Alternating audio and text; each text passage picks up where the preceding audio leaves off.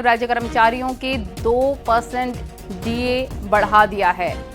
ये बड़ी और अहम जानकारी लखनऊ से बड़ा तोहफा कर्मचारियों को दिया है योगी सरकार ने। यूपी के लाखों कर्मचारियों को इससे बड़ी राहत होगी। योगी सरकार ने राज्य कर्मचारियों का डीए 2% बढ़ा दिया है।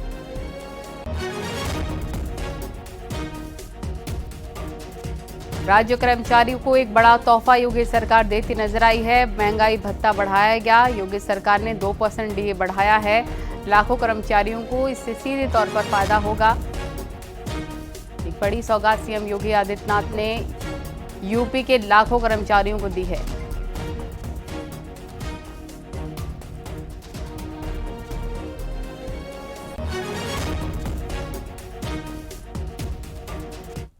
आगे बढ़ते हैं। इटावा में शादी के सिर्फ 2 महीने में ही महिला ने फांसी लगाकर जान दे दी। महिला के शव को पोस्टमार्टम के लिए भेज दिया गया। महिला ने एक सुसाइड नोट भी छोड़ा है। इसमें आत्महत्या को लेकर किसी को जिम्मेदार नहीं बताया और जान देने के लिए खुद को दोषी माना है। परिजनों का कहना है कि उन्हें भरोसा नहीं हो रहा है कि उसने खुदकुशी की है। पुलिस जांच कर रही है। पत्नी अमित कुमार उम्र करीब 22 वर्ष ने पंखे से लटक कर आत्महत्या कर ली है।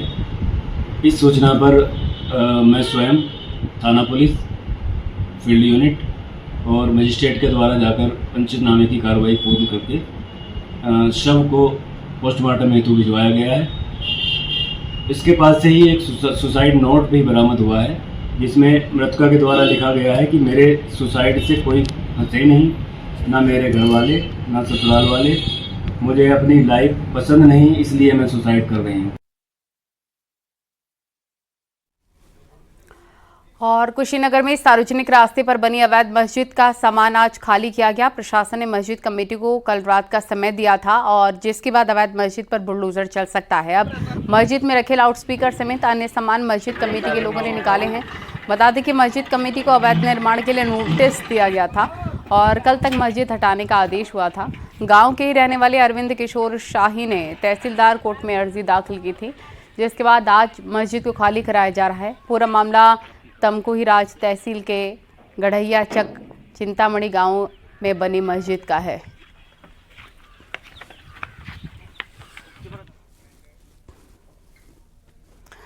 और मथुरा में इंस्टाग्राम के जरिए किराए पर टैक्सी लगाने के नाम पर ठगी करने वाले गैंग के मास्टरमाइंड को पुलिस ने गिरफ्तार कर लिया। आरोपी की निशानदेही पर 7 महंगी लग्जरी गाड़ियां बरामद हुई। पकड़े गए आरोपी के नाम वरुण बंसल है, जिसका इंस्टाग्राम पर औरी कार्स के नाम से फेक अकाउंट है। आरोपी लोगों की लग्जरी गाड़ियों को किराए पर चलवाने और हर महीने 40,000 रुपए देने का लालच देकर गाड़ियां लेकर फरार हो जाता था। गाड़ियों को 4 से 5 लाख रुपए में गिरवी रखकर पैसे लेकर फरार हो जाता। फिलहाल पुलिस जांच कर रही है।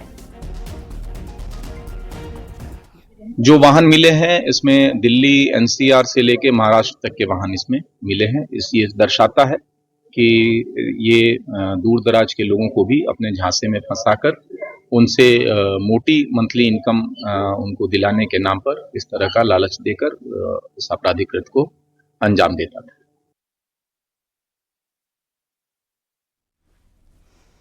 और खबर बांदा से बेकाबू तेज रफ्तार कार मिठाई की दुकान में घुस गई। दुकान में काम कर रहे मजदूरों पर कढ़ाई गिरने से 3 लोग झुलस भी गए। कार ड्राइवर को चक्कर आने के बाद हादसा हुआ है। पूरी घटना का सीसीटीवी फुटेज सामने आया है। सूचना के बाद पहुंची पुलिस ने कार के ड्राइवर को पकड़ लिया है। कार भी जब्त कर ली है और घायलों को अस्पताल भेज दिया है।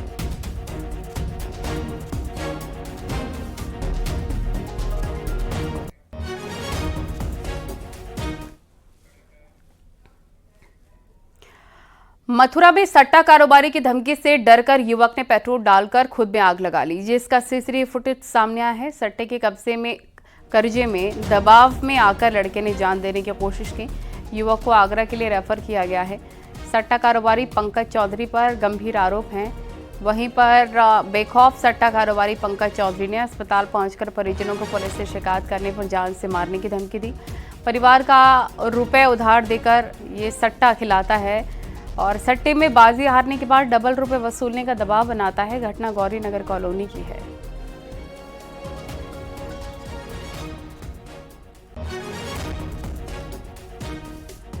हालत कैसे हुई आपकी? ऐसा हुआ था 8-10 महीने पहले मैं कुछ मैं अनपढ़ हूँ, मैं अपना नाम लिखना जानता हूँ। अगर आप मुझसे कहोगे मेरा नाम ये है कि आप लिख दो, तो मैं लिखना नहीं जानता जी। कुछ कर्जे के चक्कर में और सट्टे के चक्कर में मुझको फंसवा ही दिया गया था।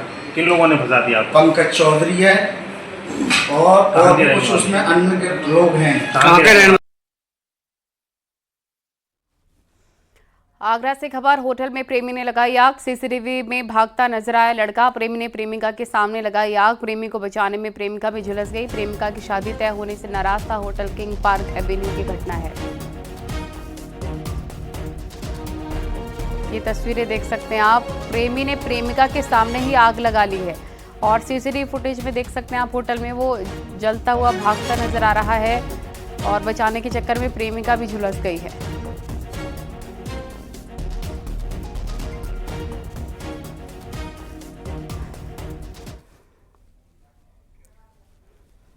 और श्रावस्ती में इंडो नेपाल बॉर्डर पर एसएसबी और श्रावस्ती पुलिस ने एक अफीम तस्कर को गिरफ्तार कर लिया है। तलाशी के दौरान आमिर अहमद के पास से 4.5 किलो अफीम बरामद हुआ। तस्कर आमिर अहमद शामली का रहने वाला है और वो अफीम की खेप की डिलीवरी नेपाल देने जा रहा था। उसी दौरान बॉर्डर पर गश्त कर रही टीम ने इसको दबोच लिया।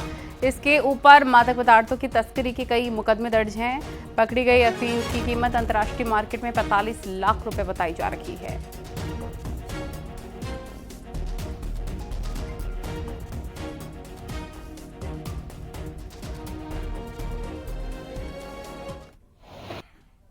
मुखबिर की सूचना पर एक व्यक्ति को पकड़ा गया जिसके पास से 4.5 किलो अफीम बरामद हुई है, जिसकी अंतर्राष्ट्रीय कीमत लगभग 45 लाख रुपए है।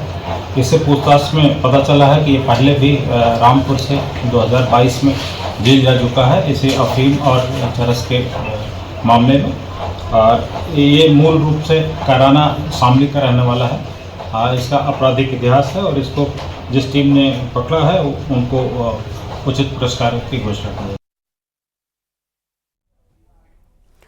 हमीरपुर में डीजे में गाना बजाने को लेकर दो पक्षों में खूनी संघर्ष हो गया। इस दौरान दोनों पक्षों ने एक दूसरे पर जमकर लाठी डंडे और कुल्हाड़ी चलाई। इस मारपीट में एक पक्ष के 3 और दूसरे पक्ष से कई लोग गंभीर घायल हो गए हैं। चारों घायलों को इलाज के लिए अस्पताल भर्ती कराया और हालत गंभीर होने के चलते चारों को कानपुर रेफर किया गया। सूचना पर पहुंची पुलिस जाँच कर रही है। कुरारा थाना क्षेत्र के जलाला गाँव का मामला है।